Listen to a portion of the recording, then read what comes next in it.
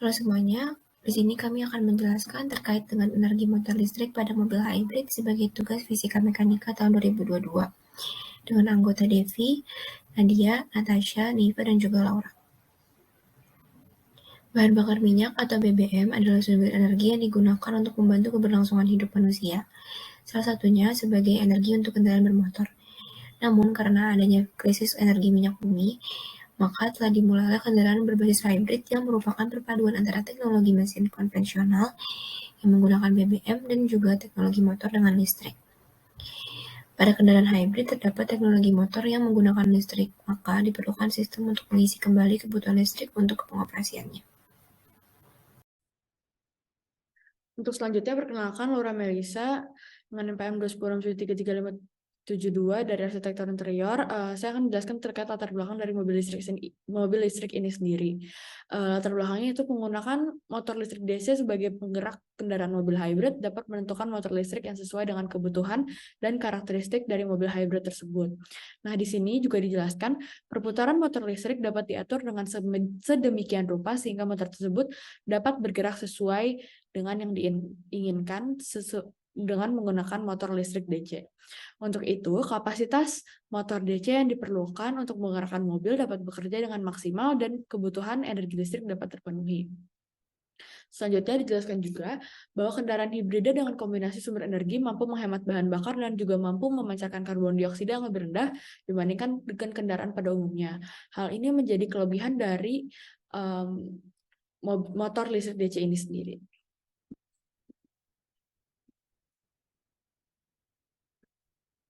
Untuk selanjutnya, saya akan menjelaskan terkait sejarah dari mobil hybrid. Robert Anderson itu adalah orang pertama yang mengembangkan mobil listrik pada tahun 1839.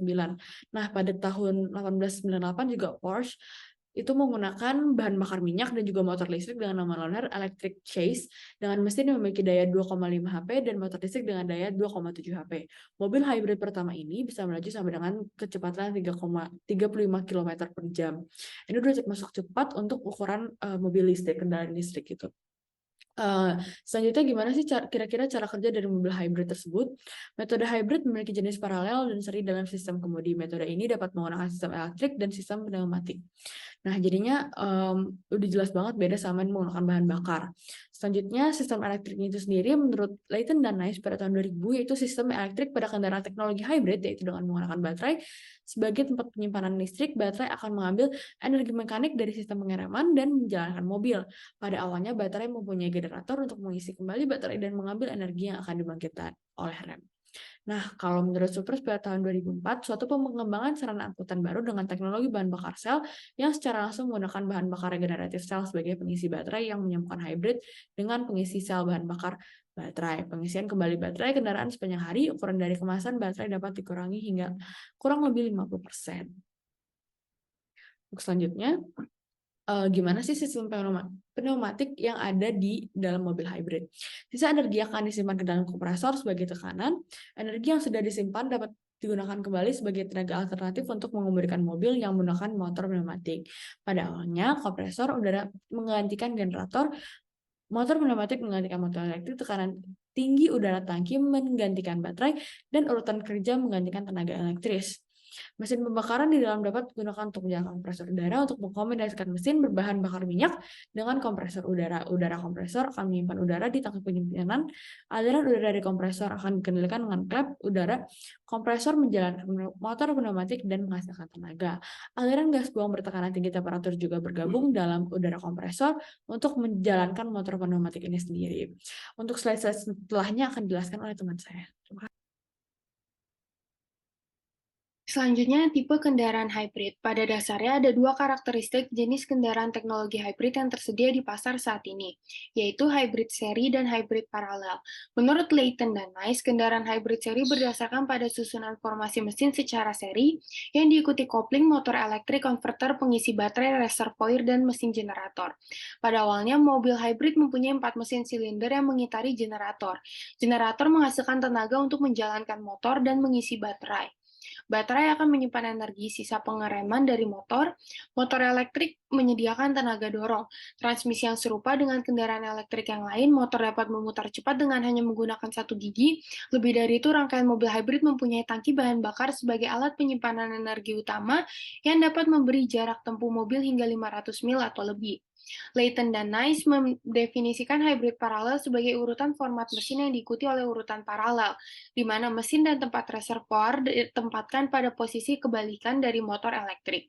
Baterai dan konverter berurutan seperti terlihat pada gambar 2. Urutan ini akan menyediakan dua jenis tenaga untuk menjalankan mobil, bisa dari motor elektrik atau mesin.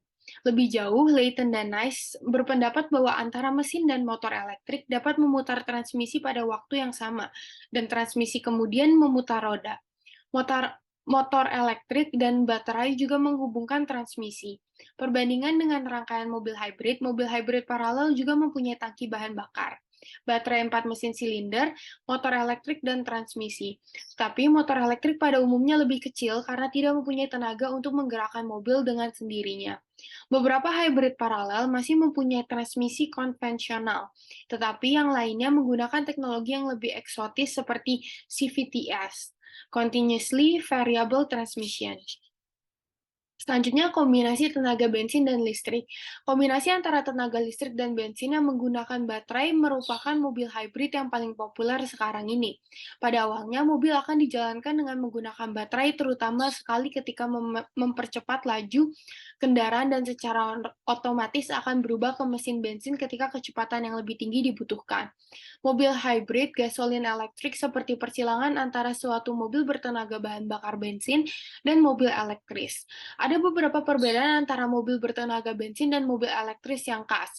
Mobil bertenaga gas mempunyai tangki bakar yang menyuplai bensin ke mesin. Mesin kemudian memutar transmisi yang memutar roda. Biasanya untuk silinder mobil bertenaga bensin, jenis mesinnya dapat menghasilkan lebih dari 100 HP dan beroperasi pada kecepatan sampai 8.000 rpm, di mana transmisi mengizinkan mesin untuk beroperasi di dalam kecepatan rendah ketika membiarkan mobil untuk dijalankan dengan kecepatan sampai 150 mph. Tangki bahan bakar pada umumnya memberi suplai untuk jarak tempuh mobil hingga 300 mil atau lebih. Perbandingan yang sangat menyolok terjadi antara mobil dengan penggerak motor bensin dengan mobil yang menggunakan motor elektrik sebagai penggerak. Mobil elektrik mempunyai satu set baterai yang menyediakan listrik untuk motor elektrik untuk menggerakkan mobil. Motor memutar transmisi dan transmisi memutar roda. Pada jenis mobil tenaga bensin, transmisi dapat beroperasi dari 0 rpm sampai 15.000 rpm. Kebanyakan transmisi kendaraan elektrik hanya punya satu rasio roda gigi. Sebagai tambahan, motor elektrik dapat memutar pada kecepatan 15.000 rpm dan mempunyai tenaga sampai 100 kW. Membuat beberapa mobil elektrik seperti akselerasi mobil sport, baterai sebagai alat penyimpanan energi pada umumnya memberikan suplai jarak tempuh mobil 50 sampai 100 mil. Hybrid adalah solusi itu telah dicoba dan hybrid diterapkan secara signifikan untuk meningkatkan jarak tempuh dan mengurangi emisi dari mobil bertenaga gas saat mobil elektrik melakukan perjalanan dekat ataupun jauh. Ini berarti ketika kecepatan yang lebih tinggi diperlukan, mobil akan berjalan dengan mesin bensin. Jika tidak, mobil akan berjalan dengan motor elektrik yang menggunakan tenaga baterai. Sehingga ketika mesin sedang jalan, baterai akan terisi secara otomatis. Beberapa strategi telah digunakan oleh teknologi mobil hybrid dan sesuai dengan persyaratan minimum tertentu. Kriteria minimum di mana mobil harus bisa dikendarai sedikitnya 300 mil atau setara dengan 482 km antara pengisian bahan bakar kembali. Pengisian bahan bakar cepat dan mudah menghindari kemacetan jalan. Kemudian seri paralel hybrid. Kendaraan seri paralel hybrid adalah kombinasi dari dua tipe, memungkinkan kendaraan untuk beroperasi karena semua listrik sebagai hibrida seri, sebagai semua kendaraan pembakaran, atau sebagai kombinasi dari keduanya. Ini adalah kendaraan paling rumit dan paling tidak efisien untuk sebagian besar aplikasi. Peralihan antara daya listrik dan ICE mempunyai fleksibilitas maksimum. Kedua, pemisahan daya yang disuplai oleh mesin disesuaikan dari daya yang diminta oleh pengemudi, memungkinkan rancangan ICE yang lebih kecil, ringan, dan efisien. Selanjutnya, cara kerja mobil hybrid. Yang pertama yaitu start awal. Ketika mobil dijalankan pertama kali, Digunakan motor listrik yang memperoleh energi dari baterai, sementara mesin bensin tetap mati. Mesin bensin tidak menghasilkan torsi tinggi pada putaran rendah. Mesin bensin tidak efisien bekerja pada putaran rendah. Lain hal, pada putaran rendah, motor listrik bisa menghasilkan torsi besar dan bekerja dengan efisiensi tinggi. Karena itulah mobil hybrid menggunakan listrik untuk memutar motor listrik yang disimpan di baterai untuk menjalankan pada saat start atau jalan pelan. Kondisi kecepatan normal. Motor listrik sebagai penggerak utama, sementara mesin bahan bakar hanya sekali-sekali saja membantu. Baterai memberikan energi listrik kepada motor listrik. Motor listrik menggerakkan roda mobil dan mesin bahan bakar terkadang membantu menggerakkan roda mobil. Selanjutnya adalah kondisi kecepatan tinggi. Kondisi ini dicapai ketika motor listrik dan mesin bahan bakar secara bersamaan bekerja untuk menghasilkan tenaga gabungan yang besar. Pada masa ini, baterai memberikan energi listrik kepada motor listrik untuk menggerakkan roda mobil. Begitu juga mesin bahan bakar secara bersamaan menggerakkan roda mobil. Berikutnya adalah kondisi deselerasi atau saat pengereman. Kondisi ini terjadi ketika motor listrik dalam kondisi mengisi ulang baterai, sehingga disebut generator kedua. Sementara, mesin bahan bakar berhenti bekerja. Lalu, roda mobil akan memutar motor listrik yang berubah fungsi sebagai generator kedua untuk menghasilkan energi listrik sebagai pengisi ulang baterai. Salah satu elemen pendukungnya adalah stator, di mana stator ini menghasilkan medan magnet yang berputar dan sebanding dengan frekuensi yang dipasok.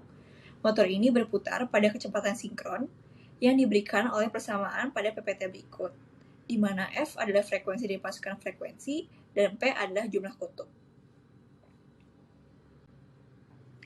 Lalu berikutnya adalah mekanisme kerja motor listrik, di mana mekanisme ini sebenarnya sama untuk semua jenis motor secara umum. Contohnya adalah yang pertama, arus listrik dalam medan magnet akan memberikan gaya. Yang kedua, jika kawat yang membawa arus dibengkokkan menjadi sebuah lingkaran atau loop, maka kedua sisi loop, yaitu pada sudut kanan medan magnet, akan mendapatkan gaya yang berlawanan. Lalu yang ketiga, pasangan gaya menghasilkan tenaga putar atau torsi untuk memutar kumparan. Dan yang terakhir, motor-motor memiliki beberapa loop pada dinamonya untuk memberikan putaran yang lebih seragam, dan medan magnetnya dihasilkan oleh susunan elektromagnetik yang disebut kumparan medan. Lalu dalam memahami sebuah motor, penting untuk mengerti apa yang dimaksud dengan beban motor. Beban ini mengacu kepada keluaran tenaga putar sesuai dengan kecepatan yang diperlukan. Contohnya adalah yang pertama, beban torsi konstan, di mana ini adalah beban yang permintaan keluaran energinya bervariasi dengan kecepatan operasinya. Namun, torsi tidak bervariasi. Lalu yang kedua, beban dengan variabel torsi, di mana ini adalah beban dengan torsi yang bervariasi dengan kecepatan operasi. Yang ketiga adalah beban dengan energi konstan, di mana ini adalah beban dengan permintaan torsi yang berubah dan berbanding terbalik dengan kecepatan. Lalu yang berikutnya adalah baterai. Baterai ini adalah sebuah sel listrik, di mana di dalamnya berlangsung proses elektrokimia yang reversibel, dengan efisiensinya yang tinggi. Yang dimaksud dengan reaksi elektrokimia adalah di dalam baterai terdapat berlangsung proses perubahan kimia menjadi tenaga listrik, atau proses pengosongan, dan sebaliknya, yaitu dari tenaga listrik menjadi tenaga kimia, atau proses pengisian, dengan cara proses regenerasi dari elektroda yang dipakai. Lalu, baterai yang dapat digunakan dan diisi ulang beberapa kali, atau proses kimia yang terjadi dalam baterai adalah reversible, dan bahan aktif dapat kembali ke kondisi semula dengan pengisian sel. Prinsip kerja baterai adalah bila sel dihubungkan dengan beban, maka negatif mengalir dari anoda melalui beban katoda. Kemudian ion-ion negatif ke anoda dan ion positif mengalir ke katoda. Arus listrik dapat mengalir disebabkan adanya negatif yang bergerak dari elektroda sel melalui reaksi ion antara molekul elektroda dan molekul elektrolit sehingga memberikan jalan bagi negatif untuk mengalir. Kemudian ada pula keuntungan dari energi motor listrik pada mobil hybrid. Untuk yang pertama adalah mengurangi emisi gas buang dan meningkatkan jarak tempuh. Dengan menurunnya konsumsi bahan bakar dari mobil merupakan jalan terbaik untuk mengurangi emisi seperti CO2 ataupun HC dan belerang. Pada dasarnya, posisi yang paling tinggi terjadi di antara posisi diam dan starting. Lalu yang kedua adalah memanfaatkan energi buangan, di mana mobil hybrid dapat mengambil energi dari sistem pengereman untuk mengisi ulang kembali baterai. Mobil hybrid dapat pula mengambil energi dari sistem pengereman untuk mengisi ulang kembali baterai. Dalam hal ini, mesin tidak akan mengkonsumsi banyak bahan bakar fosil, melainkan dapat beroperasi sesuai dengan motor listrik pada kecepatan sesuai kebutuhan. Sebagai tambahan, mobil hybrid juga dapat menyimpan energi pada baterai dan mengambil energi dari sistem pengereman. Lalu yang terakhir, keuntungannya adalah penghematan energi, di mana prinsip dasarnya adalah mencoba untuk mendesain mesin yang berhubungan dengan kebutuhan spesifiknya. Dalam hal ini, mesin tidak akan mengkonsumsi banyak bahan bakar fosil, melainkan dapat beroperasi sesuai dengan motor listrik pada kecepatan sesuai kebutuhan. Nah, kekurangannya adalah yang pertama tentu saja akan membutuhkan biaya pemeliharaan yang lebih tinggi dan skill dari teknisi, karena pemeliharaan setiap komponen atau bagian unit kontrol akan jauh lebih rumit. Lalu memerlukan teknologi tinggi pada pembuatan, karena pada unit produksi, produsen juga perlu meningkatkan kemampuan mereka untuk menghasilkan mobil hybrid. Lalu, kekurangan selanjutnya adalah membutuhkan waktu yang lama untuk mengisi ulang baterai dan harga yang lebih mahal dibandingkan dengan mobil ekonomi dan tradisional. Karena saat ini, mobil hybrid masih lebih mahal dan jumlah produksinya masih sangat terbatas. Nah, selanjutnya ada kesimpulan. Kesimpulan yang kami dapat adalah efisiensi mesin dengan menggunakan teknologi hybrid meningkat dengan kemampuan menjalankan mobil pada kecepatan maksimum yang dibutuhkan. Sejalan dengan meningkatkan efisiensi mesin, mobil hybrid juga dapat mengurangi efek emisi rumah kaca dan lebih ramah lingkungan karena menggunakan baterai. Ada beberapa teknologi yang berkembang, seperti sistem elektrik dan sistem pneumatik. Ada dua jenis karakteristik mobil hybrid yang saat ini berada di pasaran, yaitu dengan rangkaian seri dan paralel. Namun, teknologi hybrid membutuhkan teknisi atau orang berketerampilan tinggi untuk pemeliharaan dan membutuhkan biaya yang cukup banyak untuk memperbaiki sensor pada mobil dan masih memerlukan waktu yang lama untuk mengisi baterai. Namun, lamanya ketahanan baterai telah mendapat jaminan dari perusahaan pembuat. Nah, mungkin sekian yang dapat kami sampaikan. Kurang lebihnya mohon maaf. Terima kasih telah mendengarkan. Wassalamualaikum warahmatullahi wabarakatuh.